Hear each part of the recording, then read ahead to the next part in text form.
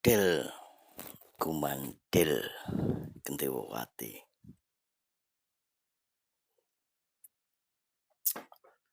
dan cucunya Eyang Sil Pringsil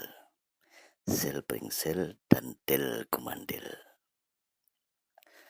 Siang ini keroyo-royo. Keroyo-royo itu apa? Keroyo-royo itu terpaksa, terpongoh-pongoh, terengah-engah dalam keadaan gelisah datang ke tempatnya Eyang, ya. Keroyo-royo.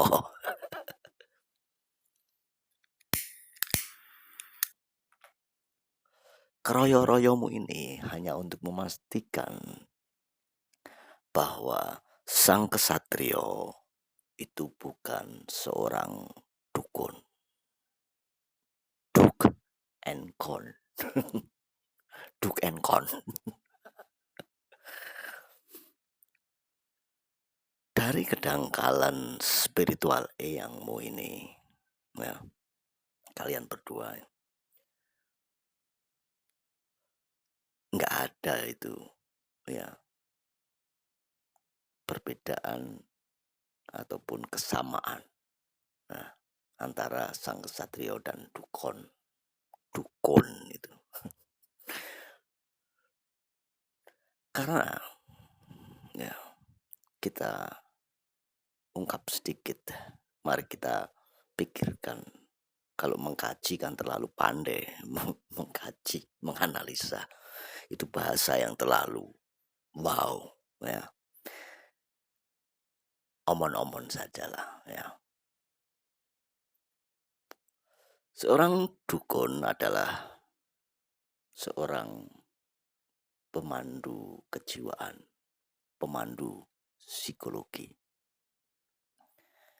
Karena ketika engkau gelisah, engkau datang hanya untuk sekedar bercerita. Nah, sekarang dengan adanya teknologi engkau bercerita di alat yang namanya besi, aluminium, dan tetek bengek itu. Ketika engkau bercerita di situ, maka jiwamu, perasaanmu kau pindahkan ke alat itu. Sedangkan jiwa, batin, intuisi, apapun itu tempatnya ada di aliran air, darah, kedagingan, dan pengkristalan dari yang namanya hormon-hormon air dan sebagainya itu tadi. Disitulah tempat yang tepat, letak yang tepat untuk yang namanya jiwa atau soul atau perasaan. Tapi sudah kamu pindahkan. Karena kamu sudah banyak kehilangan pemandu rasa, pemandu jiwa. Kau sudah banyak kehilangan. Karena engkau susah mencari sejati yang benar, yang asli pemandu jiwa. Sehingga saat ini sudah saatnya engkau memandu jiwamu. Ya, jangan terlalu dekat dengan yang namanya aluminium itu tadi dan besi dan plastik yang kau pegang sehari-hari. Kau harus jauh dari itu. Nah, selain pemandu kejiwaan yang namanya dukun, itu yang juga bisa menyebutnya ahli pengobatan. Ya, engkau sakit-sakit tangan gak bisa bergerak, ya, tangan gak bisa bergerak, sakit, nah, bengkak-bengkak. Ya, wajahmu bengkak-bengkak karena penyakitmu itu dari jiwamu, ya. Ketika jiwamu terganggu maka metabolisme tubuhmu terganggu. Ada yang ngunci, ya. sarafnya ngunci, apapun ngunci. Nah, itu harus dibenarkan, dibetulkan, nah, oleh seorang dukun, ya. Terapi itu memberikan manfaat yang besar ternyata. Contohnya yang patah tulang dan sebagainya itu, yang tulangnya bengkok dan dengan keilmuan dari seorang dukun itu tadi semuanya beres.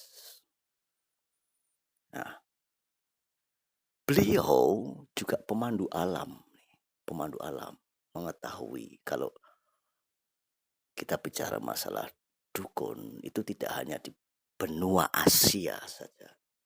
Di mana-mana ada. Kamu cari itu di benua Afrika, benua Amerika, benua Australia, benua Asia, everywhere. Ya, di setiap tempat.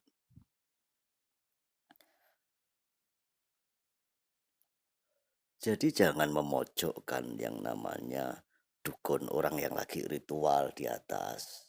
Karena apa? Dukun juga ahlinya upacara. Ketika engkau berupacara, memperingati seremoni, perayaan, kan ada pemimpin upacara kan. Kepada pemimpin upacara, ya kan? Hormat, gerak. Itulah yang kau lakukan kepada seorang yang ahli upacara. Engkau menghormatinya. Ya. Engkau menghormati karena dia ahli upacara. Apa fungsi dari upacara ini? Nah, kamu kan hidup di sini tropis dengan letak geografis, dengan musim yang sudah jelas. Tetapi sekarang nggak jelas. Coba kamu hidup di barat, tiba-tiba musim dingin dan dinginnya bukan main, maka kamu nggak bisa makan, nggak bisa, kamu harus berburu. Nah, itulah fungsi mereka ketika mereka di benua Amerika. Mereka tahu what will happen, apa yang akan terjadi pergantian musim, musim dingin yang sangat dingin. Maka mereka memperingatkan kejadian alam, matrix alam. Mereka memperingatkan, hati-hati loh, akan terjadi ini, akan terjadi ini. Sehingga kamu sudah be ready, bersiap-siap untuk menstok pangan. Oh, penting pangan. Sangatlah penting pangan itu. Musim dingin, pangan yang penting bagi orang-orang yang di luar sana. Nah, mereka ahlinya. Dengan intuisi yang tepat, dengan intuisi yang sempurna. Nah, itu. Mereka gudangnya informasi, gudangnya pencerahan. Tetapi yang sarankan kepadamu, carilah beliau sang kinasih.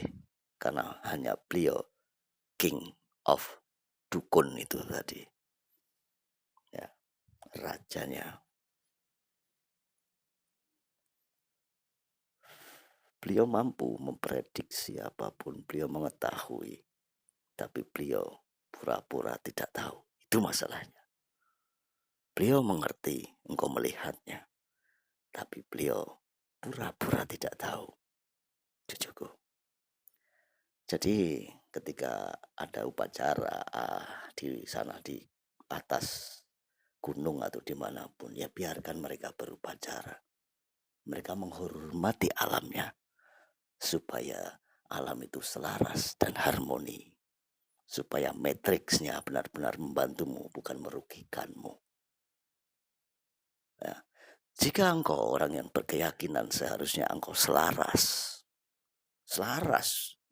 Itu kan tidak mengganggumu. Ya. Untuk apa engkau berperang kepada sesuatu yang tidak mengganggumu? Engkau takut bahwa itu akan membawa pengikutmu untuk pindah kepada seorang yang menghormati alamnya. engkau kurang selaras, Silbringsel, dengan keyakinanmu. Kurang selaras. Engkau harus menselaraskan supaya engkau menjadi perfect human, orang yang sempurna. Nah, paham yang katakan kepadamu. Kiranya begitu dalam memahami dan keroyo-royo engkau ke sini bertanya apakah sang ksatria itu dukun atau bukan. Yang katakan beliau the king of the king. Rahayu, Rahayu dari Timur Bengawan.